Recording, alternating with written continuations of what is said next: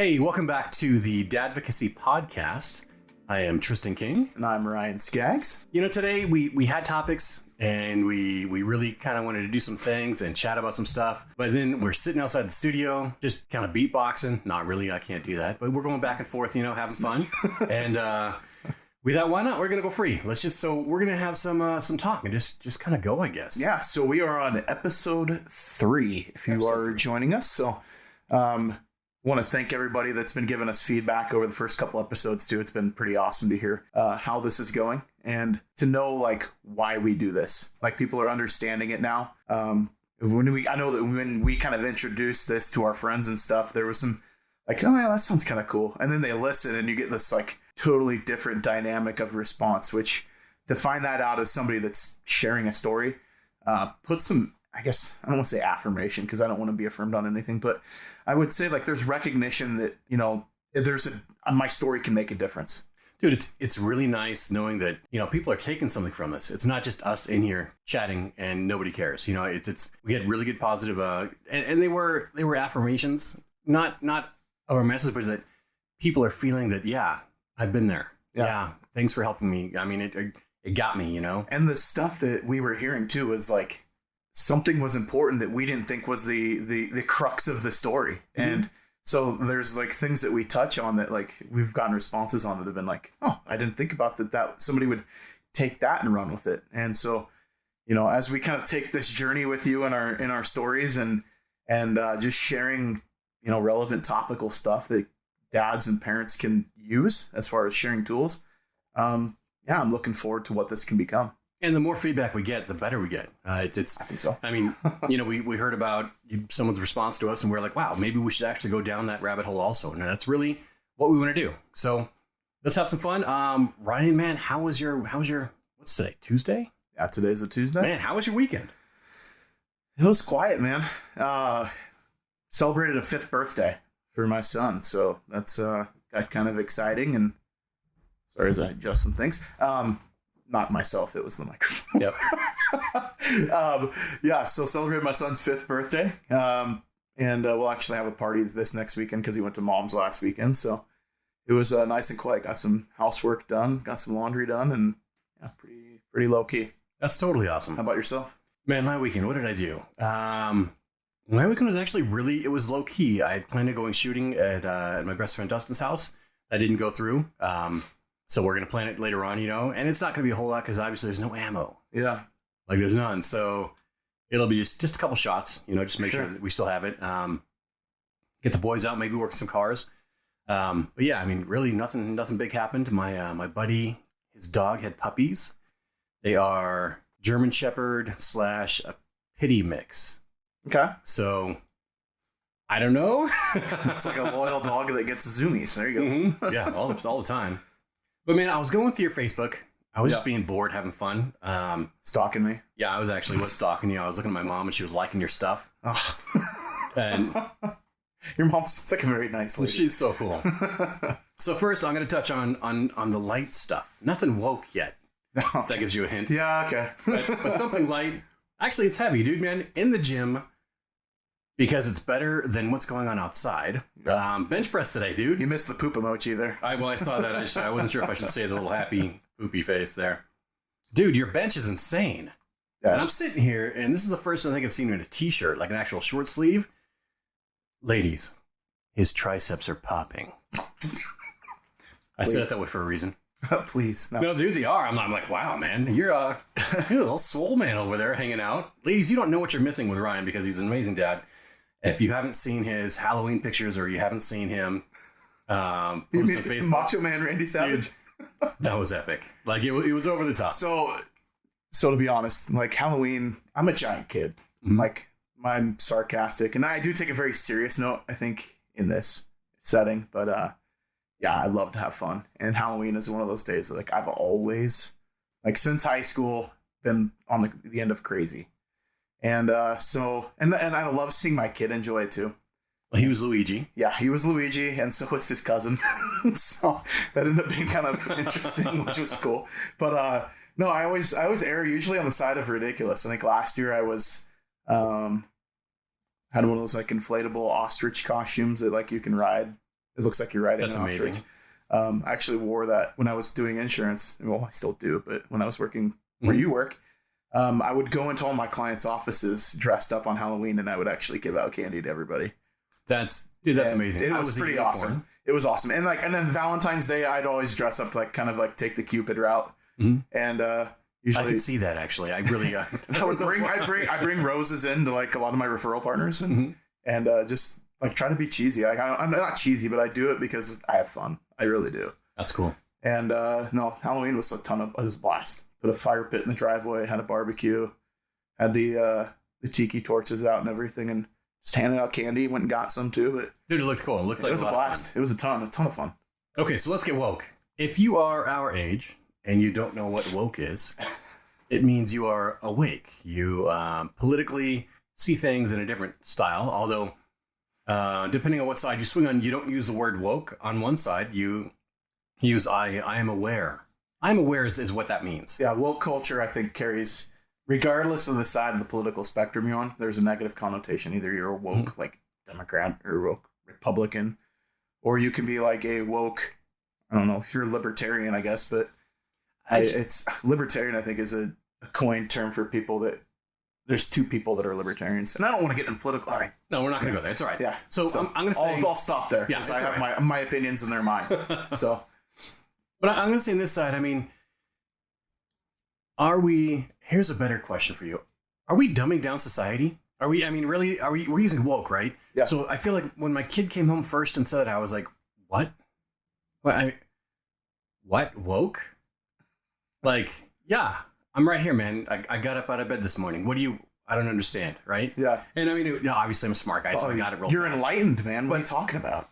And that's it. Why can't we say, hey, I'm enlightened? Or, hey, I am aware, or whatever. Have a self-actualization and realize things that... Yeah, that doesn't make me woke. It just means that, hey, yeah, I'm in the moment. I understand. Yeah. I know what's going on.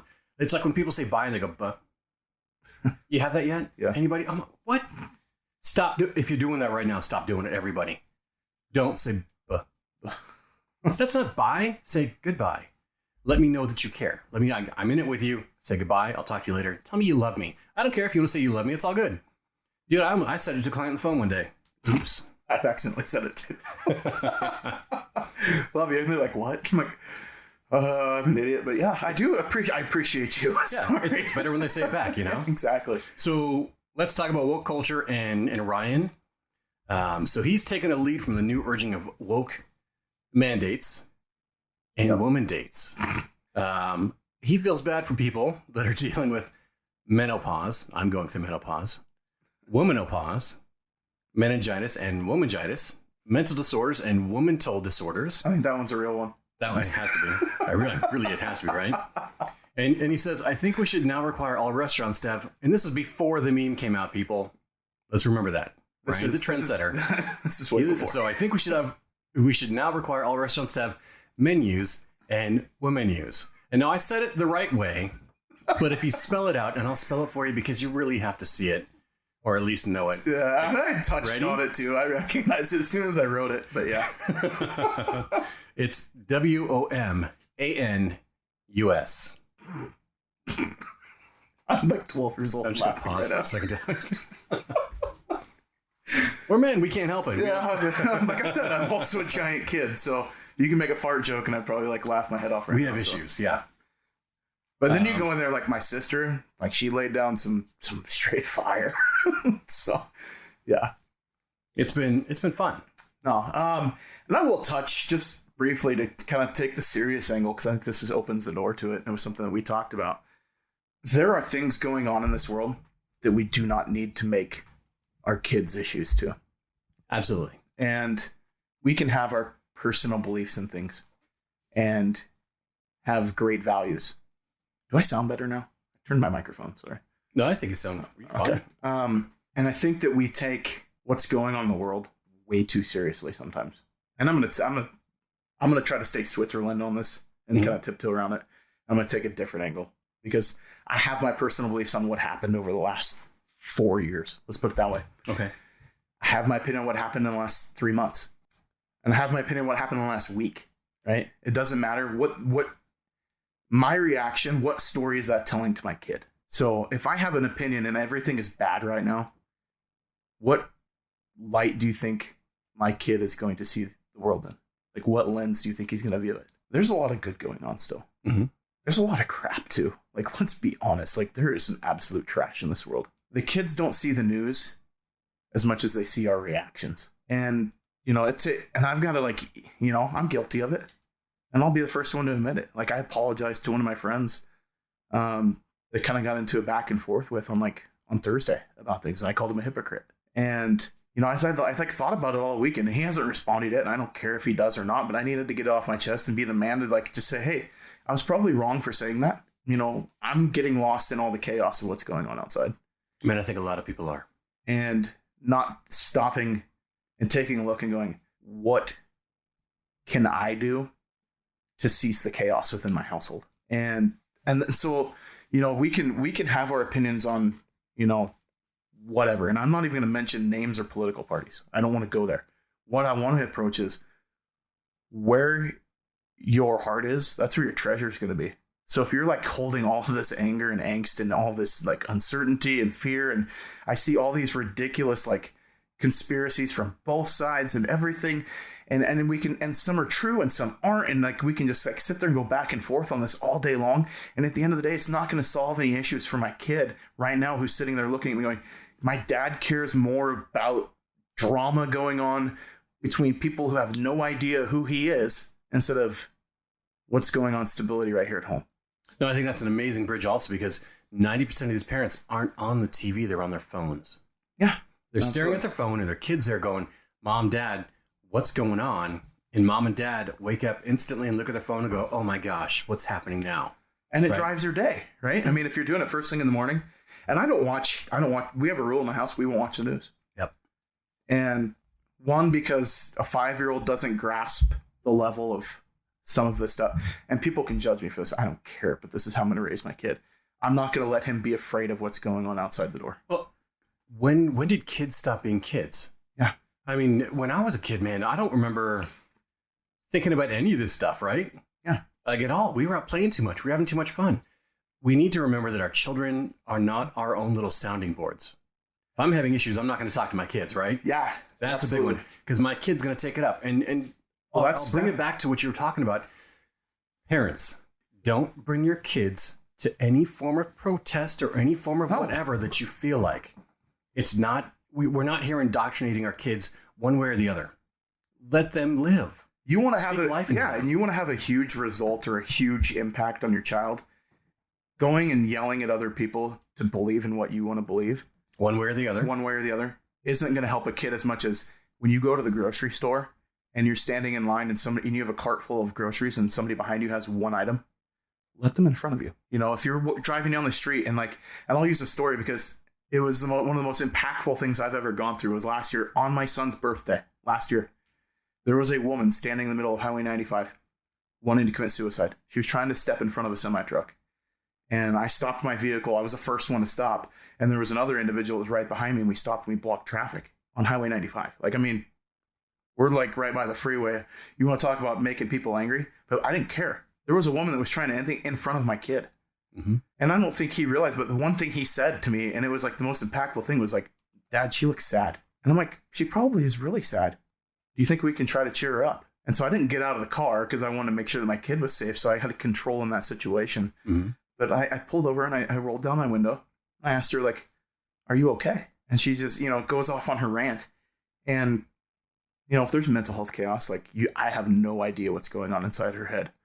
The only thing I can try to be is a bit of a light to make her at least step off the curb, like step back on the sidewalk. Yeah.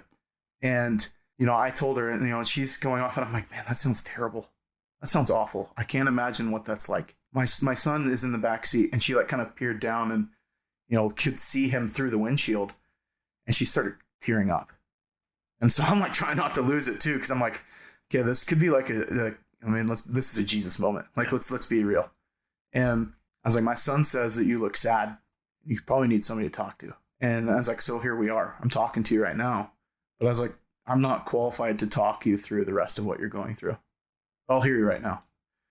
And she's like, well, I just want to end it. Things are so bad. And I go, nothing is so bad than having my son on his birthday have to remember his birthday by watching somebody end things. She goes, well, you need to go away so I can go and take care of this. I go, no, I'm not going to let you do that. I go, I'm now putting the responsibility on you to have to make a decision that your life is worth enough for one day to step back up on the sidewalk. And, and I had dispatch on the other line too. Like I'd called them like immediately when I saw her, so like they're listening to the conversation and they're filling out your resume right now. For a crisis negotiator. I don't know. But, I'm a full believer. Like, we're put in certain positions for a reason. I don't know. I never saw that lady ever again. But like the impact of my son being able to talk to a child, talking to somebody through crisis, like had a huge impact on me. Because I'm like, man, that's like, he recognizes that I'm doing something as a parent. Okay. That my son at that time, just turning 4, could realize that there was a lady in distress and needed help. And at 4 years old, and people, when you're listening, parents or not, at 4 years old, the child recognized sad. And I know it sounds stupid, but if you're the parent, that child's recognizing you're sad. They're recognizing you're angry. They're seeing all of that. I mean, anybody that's been a parent for any amount of time has at one point in time had their child say something you say during a road rage moment. My kid repeats it, and he's called people idiots, and I'm like, did I say that? What do we do, right? That's not me. It reminds me. Ryan, have you seen the movie called Hachi? I have not. It has Richard Gere and what? I forgot what kind of dog it was. But I love the dog anyway. So it's about a story. It's a true story about a gentleman whose dog walks him to the train station every day and then walks him home, right? Every single day. And if you haven't watched it, you have to watch it, dude, because you'll need tissues, all sorts of stuff. You'll be weeping at the end. And so we watch it, and my son Christian, he was probably, I would say maybe 4, maybe 5 at the time, right? And there's a point where Hachi shows up, right? And his master has been passed away for so long that the dog is still showing up to wait for him every day at the train station, right? And the dog is all old and kind of broken down. And the wife of the dead husband shows up, and Hachi's just looking frail, right? And the wife looks at the dog, and when I get emotional, I'm sorry. I'm feeling it right now. It's menopause, I'm telling you. That's what the issue is. So, it's true. The older I get. But the wife shows up, she sees the dog, and the dog looks like he's getting ready to go. And the wife you see the emotion on her face, and my son starts bawling. And it's not that the dog died. It's that my son recognized the moment that this emotion happened between the mom and the dog, and he was in that moment with it, right? So the movie ends, and while crying and trying to pronounce words, I'm trying to read the end. It says the true story about Hachi and all this stuff. It's in Japan. My son goes, Dad, can we watch it again? Because he loves the movie, and they still love the movie. And I was like, no, I can't handle it. That's too much emotion for me for one day. All right. Because I'm a man. I can't do that stuff. No, sure. It was tough. But I mean, it's amazing to think that kids actively pick up on these things that young. Yeah. So if we are spewing hate towards something or someone, political party, whatever, anything. Absolutely. I mean, so and that's how we perpetuate all of this garbage that's happening. And I'll pose this to parents because I'm guilty of it, and so this is going to be accountability for me too. Are you okay with what you're saying on social media with your kids reading that? I mean, I'm going to pose that. Like, I mean, would you let your kids read your social media and then let them draw the conclusion of what type of person are you? Man, would you let them read it unfiltered? Yeah. Like there's some stuff I see, holy smokes, man. Dude. Oh my gosh. And I'm seeing like people like legit, like we need to kill these people. Like, and it's both sides. And that's the part's like, man, who the crap are we? Yeah. And so I'm not trying to go political rant here. I'm trying to say like from a heart rant. Like this is like, who do we have to be as parents? Well, why are we spreading this hate so much? Yeah. Man, I get it. People disagree. Yeah. I have my political beliefs, and I will, you took an oath, right? Mm-hmm. To defend the Constitution, correct? Yep. And will you continue that oath? That oath doesn't get broken, does it? Never. I mean, my entire family's military. Yeah. My brother, we both swore it. I mean, like it doesn't stop. Anybody that I served with will say it also. Yeah, but we have to know when to pick our battles. Mm-hmm. You know, and like there's times right now, there's some stuff it's not worth fighting for right now. No. Some stuff you have to wait and watch. Yeah. And that's the hardest part, is that people get so emotionally involved. They don't want to wait and watch. They don't want to do what's right. They want to be the one to fire the first shot. Mm-hmm. And that's like, and that doesn't teach anything. You remember, we're defending. Yes. We're not on the offense. Yep. We're not going to offend for our Constitution. Mm-hmm. We defend it. Yep. And 100%. And one of the big ones is that I don't think people get it, is that for me, man, I love where we live. I love our nation. I've seen some holes. Yeah.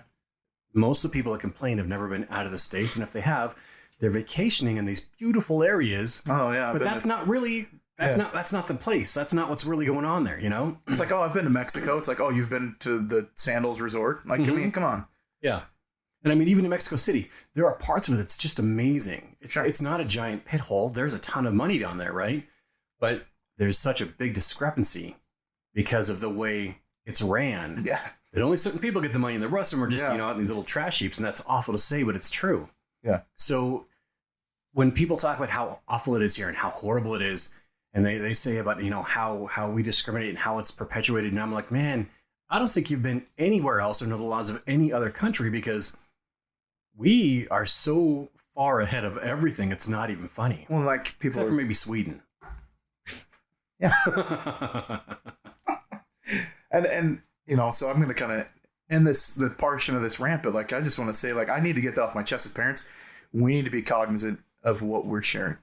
And because I've seen it in my own household, and you kind of touched on it, and I don't think you actually labeled what it was. Like when you're believing something and you're emotionally invested in something and you put it on your kid and they have to follow along, that's called emotional incest. Mm-hmm.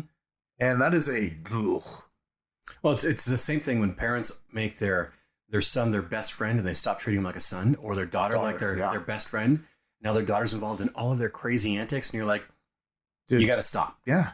No, and then they think that that's okay. And 100% stop. Drama, I think we put too much of a brush stroke on drama.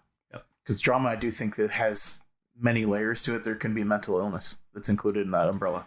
There can be lack of boundaries, I think, is another huge portion of it. And well, I mean, okay, so I'm gonna take your mental health and I'm gonna bring it into addiction, right? Sure. Let's talk about social media addiction. Mm-hmm. I mean, seriously. I'm probably guilty of it. I mean, seriously. And we all are, right? Yeah. It's that we get those endorphins, that high off of each like and every each look. And since our brain wants more and more information, it's fun to scroll. Sure. I want all of it, man. I want to read it all, right? I mean, honestly, throughout the day, 20, 30 times on my phone at least? You can actually go into your settings and see. Like how many times you've turned your phone back. Well, I don't want to do that. No, you want to start. Let's not do that. You want to get depressed. But I mean, so really for me, I spend all day. I'm work from home, right? And I spend all day doing my job, but my phone's right there, and I can scroll at the same time. I have to use social media for my business. Yeah, I mean, you have to promote it. Yeah, and so it's like, got to put my dunce cap on and realize, like, man, I'm kind of jacked up too. And at first, remember how it was used as like a break. Yeah. On MySpace? Oh, MySpace, right? But you had your friends list, right? You get a moment and you'd be like, oh, cool. And then how good did you feel that, like, I think, like if you watch top 8. Yes, you make the top 8 and you're like, yeah, I'm in somebody's top 8. And you're like, especially when you made a girl's top 8. Mm-hmm. Then you're something. Dude. Yeah. Then you're something. You're everything. Yeah. But then but then you create drama because you end up in like 3 girls top 8. And then it's like, whoops. But so the younger generation, if you guys listen, I don't know if you are with your parents at all. MySpace is before Facebook. It was like actually one of the first social media platforms. Yep. You had Tom was the owner, and he never bugged you. He was always your Tom was awesome. He let you say whatever you want. He was your first friend. You could actually put music on your page, a playlist, a literal. So when people got on, dude, there was my a playlist was fire. You could change your background. You had your news feed and everything. It was awesome, right? And then Facebook popped. We were like, oh, Facebook. Let's check this out. Facebook, when it started, you had to be a college student. Mm-hmm. You had to have a college email address. So I remember when Facebook came out, I kind of read about something, and I remember it vaguely. I was like the first student at Boise State University to have a Facebook page. Nice. I actually had to, when you signed up and your college wasn't on that list, you had to send an email to Facebook, and then they had to open it up for your school. Oh, wow. So I'll take credit for that. And I You can blame You're me. welcome. Blame me. Yeah, you're welcome. Yeah. But then it obviously expanded to where like your grandma can like totally snoop your page and then get mad at you. And then you get not talking to you. Yeah. Oh yeah. Exactly. Or you're not wearing enough clothes. But yeah. So, but I mean, yeah, we need to kind of address that whole addiction thing and in a bigger way, right? Because we are addicted to everything. Food. I mean, food's a major addiction right now, right? Yeah. I think exercise. The endorphin addiction. So there's body dysmorphia, right? Yep. And almost literally, I'm sorry, people, it's not just women. Everybody has it for the most part. Oh, for sure. Everybody looks at himself and goes, I've got a problem with something. Yeah. Right? And that's how it is. That's body dysmorphia. Now, you can love yourself no matter what through any kind of body image issues, right? But you have the people that are uber over the top. I'm in the gym 24/7. I'm eating perfect all the time. Sure. That's a eating disorder and body dysmorphia, right? You have people that are like, well, the totally opposite spectrum. I don't want to be that person. I don't want to be whatever. I'm gonna die anyway, so I can eat whatever I want. Yeah, that's another. Could be like me, where you just like to work out and eat beer or drink beer and eat tacos. Yeah, I mean, for me, I love. For me, it's different, you know. So I've kind of gone through the point where I'm like, you know, I love working out. I love doing all that fun stuff. I mean, honestly, it's people. I know you can't see me, you don't know me, but I love being in the gym. It's my happy spot. I haven't been in a little bit because I've been kind of busy and not eating enough. But the reality is that I'm trying to step back a little bit so it's not my entire everything because I love it that much. It's a lot of fun. Yeah, I mean, and I'll just admit, like with my story, like going through divorce, you know, the gym was my outlet and it was cheaper than therapy. I mean, I was pretty down on myself and there was a lot of stuff. And I mean, you've heard like episode 1 and 2, but there was a lot of stuff that I really wasn't happy with, right? With myself. There was a chance for me to go prove things to myself, like, well, yeah, I can go do this. Like it was the outlet to just get the negative out. Like I would go lift my freaking butt off and I ended up getting like crazy huge. And that wasn't the goal. I didn't really want to go like, I could probably at one point, other than having a really crap knee, I could have probably competitive lift. Like I really could have. And that wasn't what I was wanting to do. That was my outlet. Mm-hmm. And then like there were days where like you kind of, I don't know if you've had them where like you start lifting and you go like pseudo blackout and then you realize like, and then you get done an hour and a half or 2 hours later and you're like wanting to puke. Oh yeah. Yeah. No, and that was, I mean, that's not healthy either too. Because I was taking advantage and then I ended up getting like a labrum injury in my shoulder because I was just going at it every freaking day. And that was just what I did. But no, like I'm a firm believer in you've got to stand for something, right? You have to have your mission statement for who you are personally. Addiction is a derivative of a gap or a shortcoming within your, personal realization. You're using something to fill a hole that's not there, like fill a space. Whether it's alcohol, and I talked to a good friend of mine. We're going to have a guest on the show probably in the next couple weeks. A dad, and I'll just say, like, frankly, he kicks ass. He's an amazing dad. And I swore on the show for the first time. That took 3 episodes to finally cuss. You're there. So we made it big. Yeah, and that's not very Christian of me. I apologize. But I don't know how else to describe him because he's got an amazing story. He was a tip over alcoholic drunk, like just all the time. He so much so that he worked at a bar so he could support that, right? Who is now an amazing father. And he's not an alcoholic anymore. He's an alcoholic still, but he's in recovery, right? And I don't think you ever lose that moment. I think they say you're never not. You're never not an alcoholic, but you can be in recovery. And he's been in it for 3 years. He's been sober, which is an amazing story. We'll have him on because I want to hear his story. Fun. Yeah, I want to hear his story. And I know it, but I don't know all of it because there's some supernatural that's involved too, which is phenomenal. So, but sorry, I kind of went on a rabbit trail. That's all right. But yeah, I mean, with the addiction thing, we put things in places of importance that aren't healthy for us, right? And I think that anything, you can take something good, quote unquote, and make it unhealthy. Yeah. I mean, you talk about money, right? Money can be a great thing. It can be a tool. It can also be very, very toxic. Food, having a diet thing, you can take that and you can also turn it into toxic. I've seen people do it with exercise, with also, jobs, right? Everything. Yeah, everything. It's just a matter of why. I always wanted to ask, like, if something becomes that important to me, why? And you kind of have the chance to like check yourself. Yep. It could be sex, dude. I know dudes are like Yeah, and that's a. Well, I mean, we'll touch on that in a second, also, because I'll tell part of my background also. Sure. I'm sorry, I said we're gonna have to say the sex word. Let's apologize now. Well, we're dads, so we've at least had it once. Yeah. So I mean, at least. Sorry. I only had it once, but I have 3 kids. Yeah. That's enough said. Milkman is busy. Enough said. So yeah. So Ryan, I wanted to ask you. So your son just turned 5, right? Yeah. All right. What do you remember his first full coherent sentence? Something that kind of really stuck in your head. And I'll tell you mine first. That way you have time to think. All right. So this is about Christian, right? Sure. And so I've been a single dad since my son Christian was 2, and my youngest son Dylan was 1, right? So we're at the store. I have an addiction to hot tamales. Okay. I flippin' love hot tamales, and I don't know why. Hot tamales and cinnamon bears. Oh my gosh. I could get it. Like I know. It's a thing. Yeah, it's a thing. And the chewiness with the spice I love cinnamon, right? So it's one of those things where I self-regulate when I eat them. So I'm not like just going insane. Dude, gummy bears. Dude, throw me a pack of like seriously Haribo gummy bears. Mm-hmm. Wood chipper. Dude, weird. Done. Yeah, but it's for me. So we're in the store, and my son Christian, we're at the checkout line because I just bought a bunch of like food or whatever it was, right? And he looks at me and goes, "Dad." And I'm like, "What's up, buddy? What's going on?" He goes like, "You like hot tamales?" And I said, "Yeah, I love hot tamales. We know this." And he was like, "Okay, and it's cinnamon, right?" I'm like, "Yeah." And he goes, "That gum?" And he's pointing big red, and he goes, "Is that cinnamon?" And I said, "Yeah." And he was like, "If you had that gum, you could, it'd be like eating hot tamales all day long, but with one stick." And this is like the first real valid argument he ever had. And I was like, looking at him and the lady behind him, and I was like, "How dare you use logic with me?" I was like, "What do I do?" So I bought 4 packs. Sure. Right? like I had to. I was just like, holy smokes. Yeah, you win. I find no flaws in this argument. And the lady looked at me like, holy, and I was like, wow. I didn't even know what to say. I was just other than like, okay, we'll get a bunch of packs of it because that made sense. Cinnamon gum is not as good as hot tamales, by the way.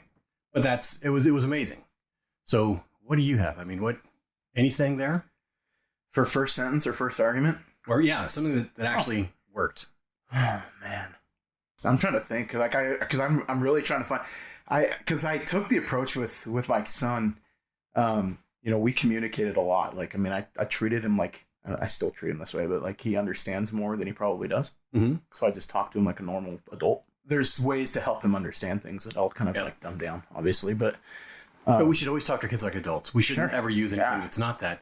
That way, the comprehension level skyrockets faster. Oh, dude, his ability to communicate, like he's head and shoulders above kids in his class, which is cool. But at the same time, it's also sucks at home because he'll argue with me and make valid arguments.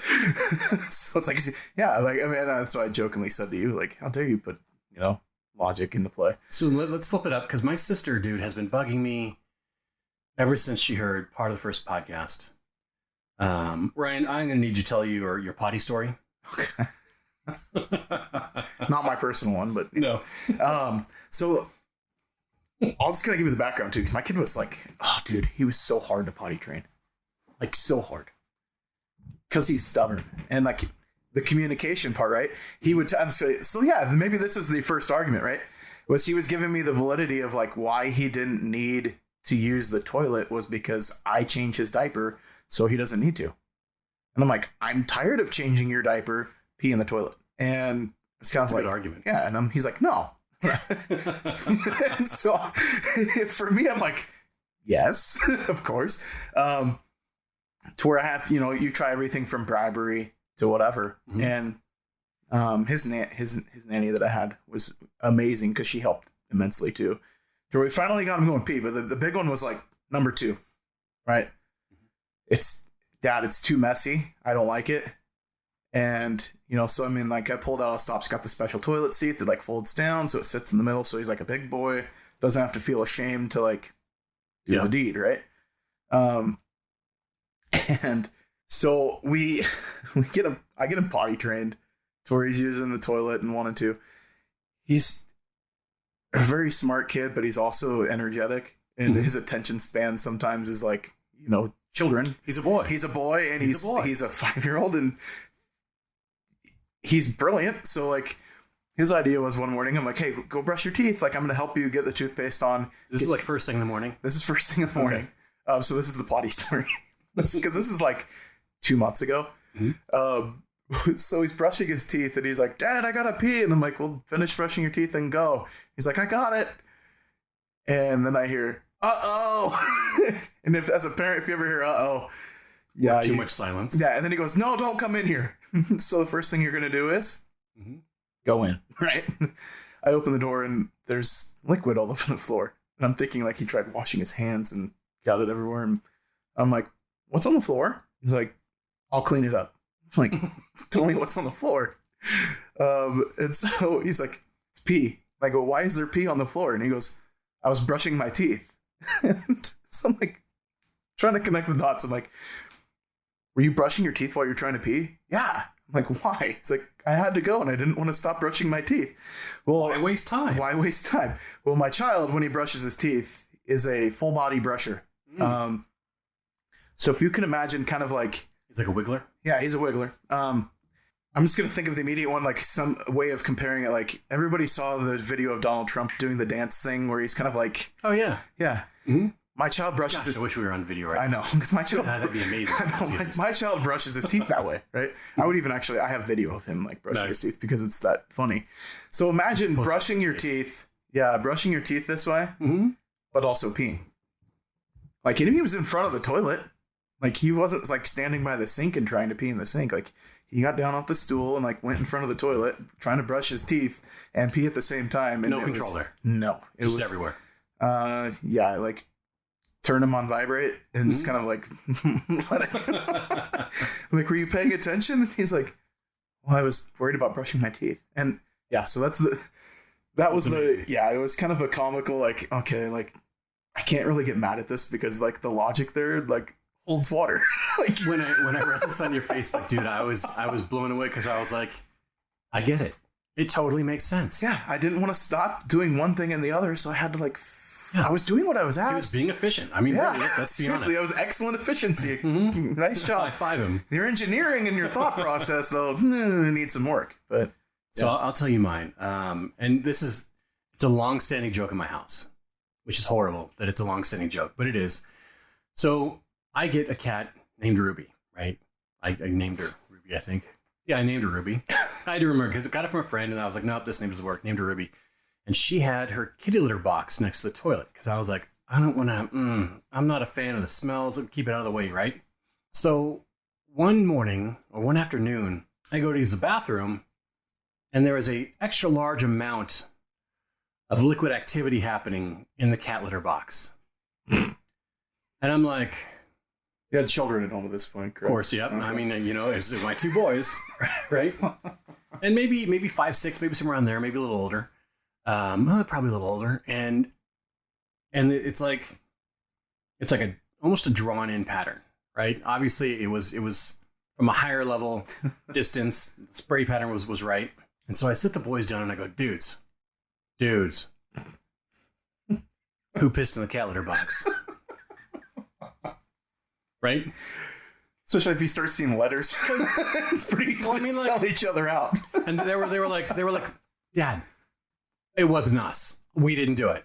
And I'm like, all right, there's 3 of us in the home. We all stand. I know where to aim. And when cats go, it's a big round clump. It's not like somebody used a squirt bottle and sprayed dry sand, right? and I went through this almost daily for a month, and I couldn't punish them. I mean, like, I didn't catch somebody, so I can't punish them both, other than, they're cleaning out the cat litter box, so, whatever. Sure. And as a man myself, my thought was, the boys are now cleaning out the cat litter box. I'm going to take a turd in this thing. Which is probably over the top, and I didn't do it. But I wanted to. I still want to. I'm going to take this next level. Yeah, I still wanted to. So, literally, years and years go by. And every year, maybe once or twice, I bring up the cat litter box. 2 years ago, I look at Dylan, and I go, dude, it was you. And he's like, what? I'm like, yeah, it was you. You pissed in the cat litter box. And he's looking at me with this big, stupid smile. Because, the statute of limitations is over. Sure. I can't prosecute. Yeah, Dad can't punish me like 10 years down the road. It's over. So now it's just this long-standing joke about, cat litter issues. And so every once in a while I'll be like, I'm still going to do it. I'm still going to do it. And you're going to wonder how the cat did this. Then I'm going to do it anyway. So this is what dads do. Yeah. We think outside the box. Pun intended. Yeah, exactly. Yeah. I'll give you another little story because it was just I had kind of a fun childhood. So my stepdad, Mark, amazing guy, right? Really, really, really fun, really entertaining. We'll get into him a little bit. My grandma makes these things she called cowboy cakes, right? And they look like she was into like all sorts of weird granola-y, holistic-y type stuff, right? And they were kind of delicious. And if you go into Costco, you'll probably look at the Aussie Bites. Okay. It's kind of like that, except almost like a no-bake cookie, but they're like sticks, right? So my dad, Mark, is my father, Dave, my dad, Mark. I'm out playing around and he calls me, he goes, Tristan, get inside. You let the cat in, right? And we don't let cats in the house. And he goes, come here and look at this, right? And I'm like, oh my gosh, I'm in trouble. I don't know what I did, right? So I walk upstairs and on my bed is a cat turd, dead center. And I'm like, what in the, and I'm like 12-year-old Tristan, right? Yeah, I don't even know what to think. And he goes, that's a cat turd, right? And he's yelling. And I'm like, oh my gosh, he's pissed off, right? And that 12-year-old me, I'm like scared. And he walks up and he goes like, yep. And I'm like, no, it can't be. And he was like, oh yeah? And he walks up and he smells it. He goes, it smells like a cat turd. He goes, it looks like a cat turd. And he picks it up and takes a bite of it. And I went, right? I almost, oh my gosh, everywhere. Go straight Bill Murray. Oh man, dude. Baby Ruth. It was over the top.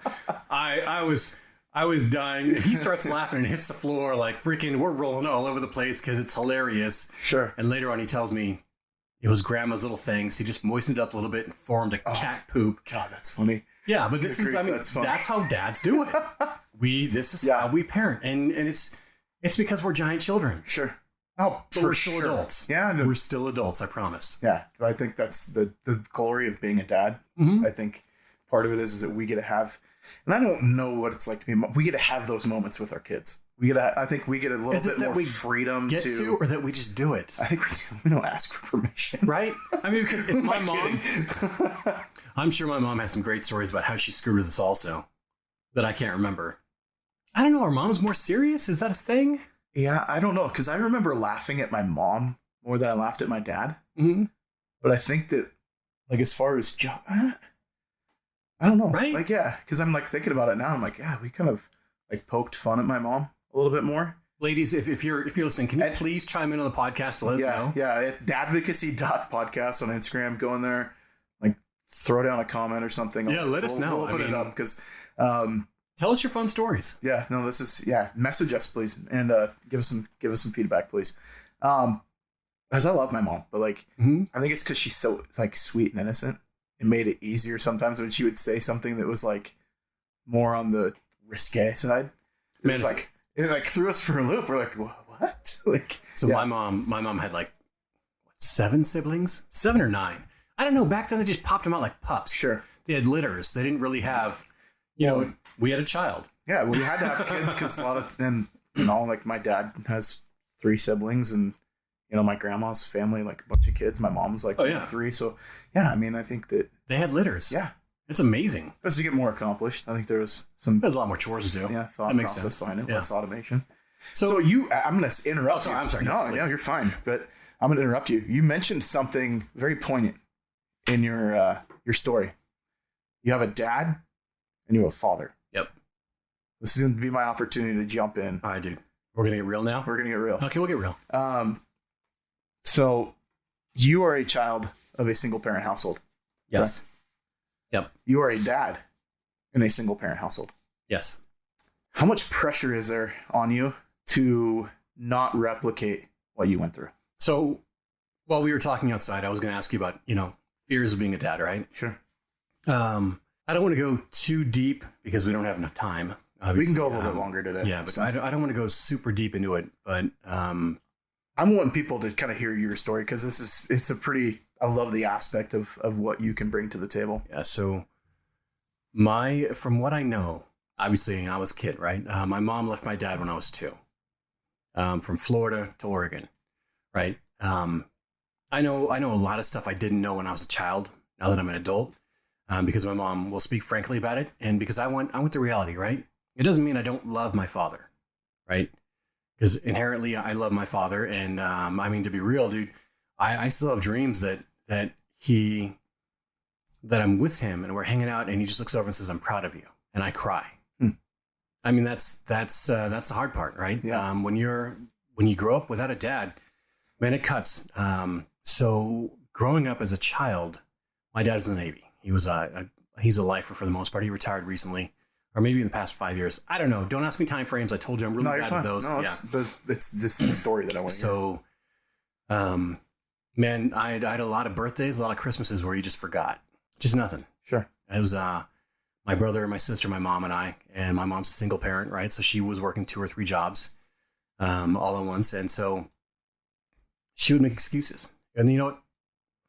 Your dad, Dave, he's busy. He's probably he's on ship. He's probably out, Covering for the absence. And she did. And she did, I mean, for almost all my life until my stepdad came in. So Mark came in when I was 7, right? And I know it doesn't sound very long, it's 5 years, right? But there's really a big point. Formative. That's a very formative gap in who you are, though. Like you're old enough to remember stuff. Big time. So it's 7. My stepdad comes in, and he's a CPA accountant, super buff, macho bodybuilder, looks like a surfer, blonde hair, blue eyes, really cool, super fun, right? And so he's engaging us. He's not really sure if he wants to be a dad or if he wants to have kids at all. He never really wanted to be married to someone that had kids. That was actually something I found out recently. And then we had my little sister Michelle, right? And I, not knowing what a dad was supposed to be like, was okay with how everything was, right? At first. And then I saw how my dad Mark started treating his daughter, my sister. And my world went upside down because I didn't know, right? Yeah. So I had no idea that my dad was supposed to be there to be affectionate, hold me and cuddle me and talk to me. And if he was gone, to call and say hi and see how I was doing. And so I started kind of pulling in, kind of my entire life, my defense has always been happy. Sure. Right. And it's no matter what's going on, I'm going to be happy no matter what. Doesn't matter how I feel, you're going to get the happy Tristan. You're not going to get me upset. You're not going to be crying, nothing like that at all. And so when I realized that and I started connecting the dots, dude, I just regressed. I got depressed a lot. It was like, I don't know, I was in like first grade. No, I was. Was there a rejection that you were feeling? Dude, I did everything. Yeah. Because I went through like this whole span of, I don't know what a dad's supposed to be like, right? And I'm happy and I'm good and whatever, to, holy crap, that's what a dad's supposed to do? This is how I'm supposed to be engaged? This is what I should be getting, right? And I mean, so Mark was a really good guy. And so we had issues sometimes because it was so tough for me to accept, not really parenting, but that people loved me. And that's reality. So, I mean, yeah. I had no clue, man. And I just, when I saw him interacting with my little sister, Misha, I cracked. And so my brain was, I'm not cared for. I'm not loved. And every once in a while. And so I think Mark actually realized that. And this was actually, it's exactly at the same point in time where my dad had forgot my birthday. It had been months, right? Months and months. And I'm not here to call my dad out. I mean, no, but this is part of the story. This is my story. For sure. This is where it's at. So if any of my family hears this, it's just, I'm not here to bash them at all. But I'm just saying this was my point of view and is my point of view. And so I guess Mark, growing up in an Air Force family, knew about what to do. So he actually called his chain of command, which is a big no-no in the Navy world. They're about family. They're big about that. So he got in trouble, finally decided to call. Mark actually showed up, and this is my favorite memory, and one of them, at my elementary school. And I don't remember what grade it was. I know where we were living. And took me to lunch. And I had meatball sub with a Sprite and like Doritos. That's amazing that you remember. That's a pretty important day though, that you remember all the details. Oh, dude, it was he was dressed up in a suit because he was an accountant. He had his tie on, and he showed up, and they called me to the office, and I was like, oh no, I'm in trouble, right? And I was a good kid. I didn't know what I did. And he goes, hey, we're going to lunch. And I was like, oh, that's awesome. Holy crap, right? So yeah, got to pause. Hold on. No, you're fine. Yep. So that was pretty amazing. So yeah, I got it. We're good. Just go. No, and as I slap. Sorry, dude. No, and I want to preface it like, this is okay, man. This is awesome. Because this is real. This is life. This is stuff that, our stories take us places. And in those places, emotion is involved. And emotion is fine. Emotion is healthy. If you didn't show emotion in certain situations, it would mean you didn't give a crap. Yeah. And that's a really deadly ground to be in. If you don't think about things with you and your kids or things that you've been through with your family members and not get emotional, it's because you were withdrawn. And, this is a pretty poignant moment. Not to put words in your mouth. No, I mean, it was, yeah. Man, that's like the aha moment almost. So right? He was my dad. I mean, he raised me, took a lot from him. I mean, he taught me martial arts first. We started bodybuilding together, like doing all sorts of stuff, boxing together, just crazy things, and he was my hero. That's awesome. Yeah. So when I look at it, I mean, so how did that, because, you went through a period of time to where it was just you and, your family, like your family didn't include that father figure. No, not at all. And really, I mean, at the time, my mom wasn't there either. Sure. Well, she's trying to provide. Mom, right? Yeah, three trying to kids, provide. working 2 and 3 jobs at a time. Like it wasn't easy for her. So right? So when you leave that situation, or you look at that situation and fast forward 20 years or 15 years or whatever it was until you had your first child, and then things happen, and then all of a sudden you're thrust into that position of being alone. What was because I know that there's motivations as a parent, like you just do what you're supposed to for a kid, but like you had the moment to now be dad. So when my daughter was born, I was so freaking scared of being my father, Dave. The only example I really knew was absent, and then my dad, Mark, right? And Mark didn't engage me as a parent, more so because he was afraid that he didn't want to take over my dad's role, or my father's role, right? And so I didn't know that until he passed away, until he actually told me years later. And so I was scared. I mean, I was a young guy. I was what, 20, 21 years old. I was 21 at least, 20 to 22. And I had no real career, no nothing. And I didn't know what to do. So it just worried it worried the hell out of me, I'll be real. And then, with my boys and stuff, it was, I'd built more of myself as a parent and as a father, and said, you know what? No, I'm going to be active. They're never going to have a moment where they're going to wonder or worry. I'm always going to be engaging them. I'm always going to hold them. I'm always going to tell them I love them. I mean, I took all the great things that I knew and had learned and applied it to that. Yeah. And that's all I could do. Man. So there's a lot more to my story. No, and I appreciate, and I just want to thank you for just the glimpse that we see. And I know that we're going to piece this story together, because I know that if we dumped it all at one time, you'd be a puddle on the floor. I don't know if I'm emotionally ready for that. Yeah, and that's fine. Honest, and that's totally fine. I wanted to make sure that we understand. Yep. Like and we meaning the listener and myself, because I don't know that. I didn't know that. Yeah. And I mean, I knew that there was like the split household thing, but like, does that shapes you as a dad moving forward? Yep. And I think that, what some might see a disadvantage of being in that situation, dude, you took it and ran with it and turned it into, this is a strength. Mm-hmm. And that's something not a lot of dads get to have, and applaud you for that. I mean, there's a moment in your life where you have to decide that I'm going to define me. Yeah. And I'm going to be me, or I'm not going to let anybody else change that. Right. And so when I had my boys and I had my daughter, I was like, there's nothing more valuable to me. I mean, my daughter, I still feel like I haven't had enough time with her, because every day I get to see my kids and say, I love you, to my boys. Right. My daughter, I get to text her. Yeah. And I wasn't in that household, for part of the reason I couldn't be. Her mom was very protective, and I don't know. I mean, I'm not going to assume what was going on her side or whatever there. But I didn't feel welcome. I mean, at all, even though she tried to make it appear that way. And then there was a time my daughter and I had a disagreement. But I mean, did you still have those moments where I still worry, am I showing her the love that I need to show her? Enough. Sure. And she's 18 now, right? So, I mean, all I can do is text her and visit her and say hi and see how she's doing. And the other day, I said, do I tell you I love you enough? And she was like, yeah. And I'm thinking, I got to say it to my boys every day and every night, right? All the time. Does she hear it enough and does she know it? And I think that you raise a valid point. There's one thing of our kid hearing it. Mm-hmm. It's like, do they know it? Do they feel it? Yeah.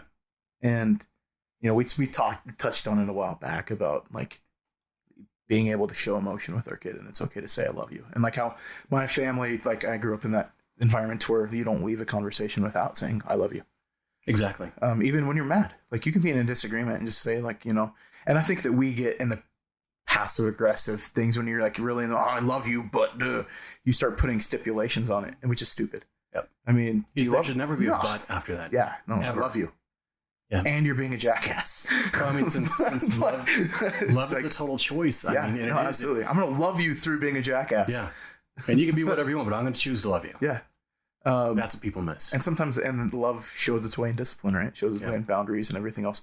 But I appreciate you sharing your story. Yeah. Like, because there are dads that are going to be listening right now that are either in a situation to where they are married and they feel isolated. Even stepdads. I mean, especially because I think, I don't know. And the stepdad aspect is huge because you have the influence, right? We talk about, having that father figure in the household, and you can start going into facts. And I think that we, started rolling through that pretty easily. Like that, we know that the fatherhood stability within the household is incredibly important. So I know we have to get done here fast, guys. Sorry. I want to... Because we're going to touch on this in the next episode. Yeah, and we are. And we're going to go on more stuff. And I'll tell my story more, and I'll give you more about my life. But I want to say, man, from that kid that needed that father, me, if you're a stepdad, you're the dad. Step up. Hug that kid. Love that kid. Show them everything they need and give it to them. Even if you don't think they need it, I guarantee you, 5-10 years down the road, that kid is going to love and respect you more than anything on the planet. Absolutely.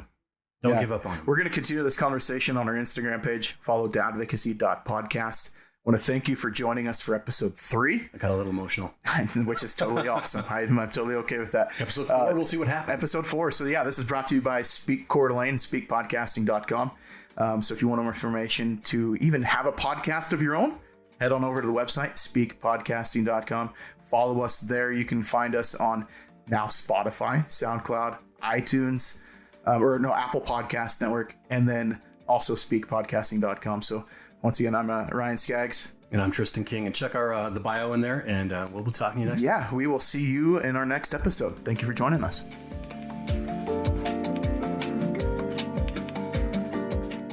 Hey, it's Ryan and Tristan, and thanks for coming back. Yeah, be sure to follow us on Instagram at dadvocacy.podcast. Rate and subscribe to the podcast as well. And make sure you tune in every, I guess we're weekly or bi-weekly or whenever we're going to show up. So we're make not sure yet. Yeah, you can be notified when we come back with a new episode. And make sure and join us. Smash that like button. Literally smash it.